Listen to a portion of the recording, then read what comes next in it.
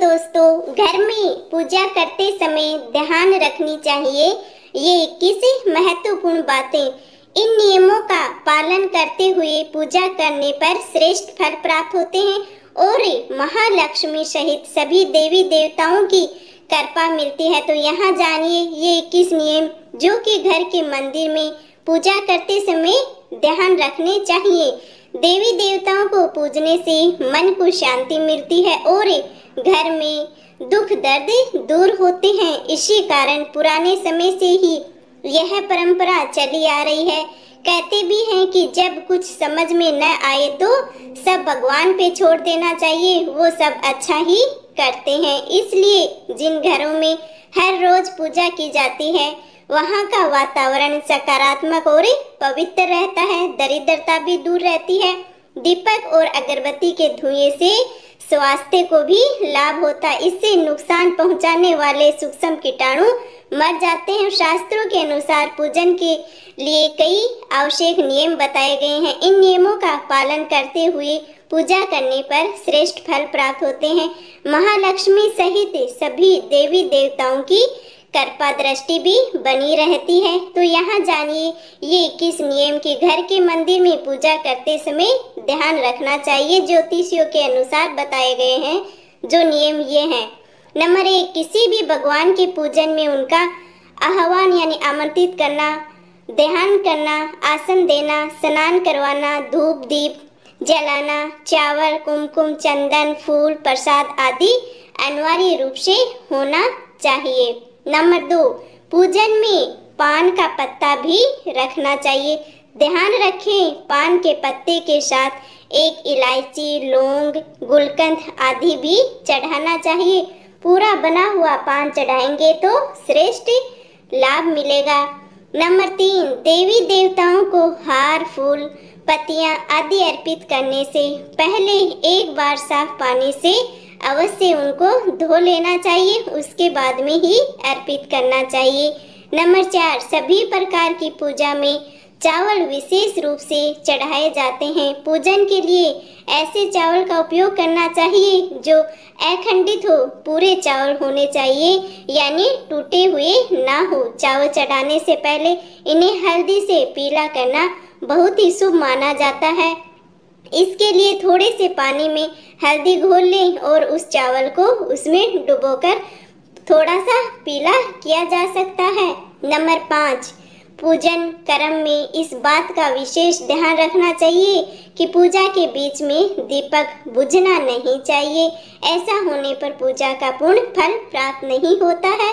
तो ये सबसे महत्वपूर्ण बात है, पूजा करते समय दीपक को बीच में बुझना नहीं चाहिए। नंबर 6, भगवान विष्णु को प्रसन्न करने के लिए पीले रंग का रेशमी कपड़ा चढ़ाना चाहिए। माता दुर्गा, सूर्य देव व श्री गणेश को प्रसन्न करने के लिए लाल रंग का, भगवान शिव को प्रसन्न करने के लिए सफेद रंग का वस्त्र अर्पित करना चाहिए।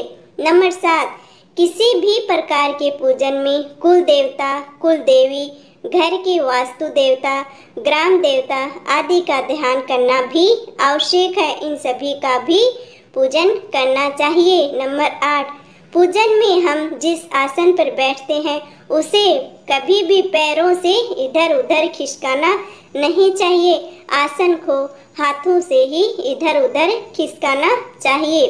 नंबर 9, यदि आप प्रतिदिन घी का एक दीपक भी घर में जलाएंगे तो घर के कई वास्तु दोष भी दूर हो जाएंगे और वातावरण शुद्ध होगा। नंबर 10, सूर्य, गणेश, दुर्गा, शिव और विष्णु ये पंचदेव कहलाते हैं। इनकी पूजा सभी कार्यों में अनिवार्य रूप से की जानी चाहिए। प्रतिदिन पूजन करते समय इन पंचदेवों का ध्यान भी करना चाहिए। इससे लक्ष्मी कृपा और समृद्धि प्राप्त होती है।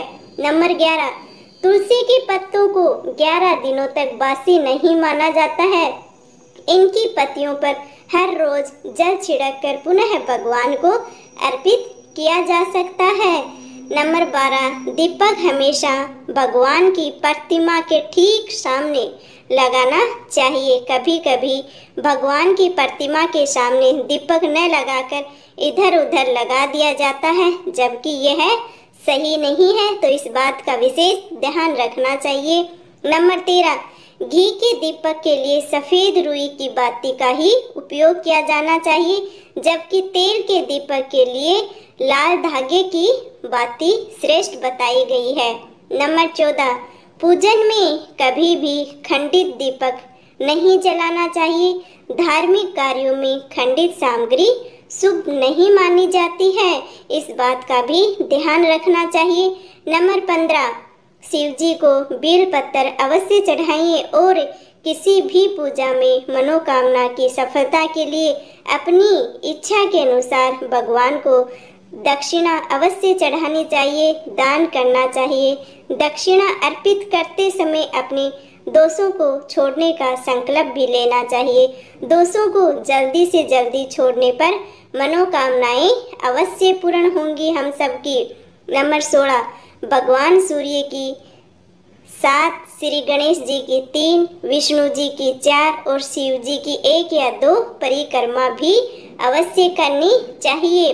नंबर 17, घर में या मंदिर में जब भी कोई विशेष पूजा करें तो अपने इष्ट देव के साथ ही स्वास्तिक यानी साथिया, कलश, नवग्रह देवता, पंच लोकपाल, षोडश मातृका, सप्त मातृका का भी पूजन भी अनिवार्य रूप से किया जाना चाहिए। इन सभी की भी पूरी जानकारी किसी ब्राह्मण या पंडित से अवश्य प्राप्त कर लेनी चाहिए। विशेष पूजन पंडित की मदद से ही करवाने चाहिए ताकि पूजा विधिवत हो सके और उसे पूर्ण करने में हमें पूरी फल भी मिल सके। नंबर 18, घर में पूजन स्थल के ऊपर कोई कबाड़ या भारी चीज कभी भी न रखें। नंबर 19, भगवान शिव को हल्दी नहीं चढ़ाना चाहिए और न ही भगवान शिव को शंख से कभी भी जल चढ़ाना चाहिए। नंबर 20, पूजन स्थल पर पवित्रता का भी ध्यान रखना चाहिए।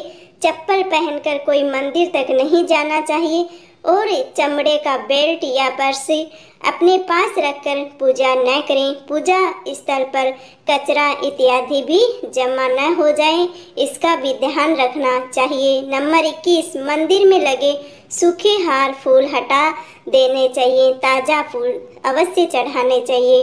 तो आप लोगों को ये हमारी जानकारी कैसी लगी? आप लोगों के पास भी ऐसी कोई जानकारी हो तो कमेंट करके ज़रूर बताना। जय श्री राम, जय श्री कृष्णा, हर हर महादेव। सभी देवी देवताओं की कृपा दृष्टि हम सब पे बनी रहे।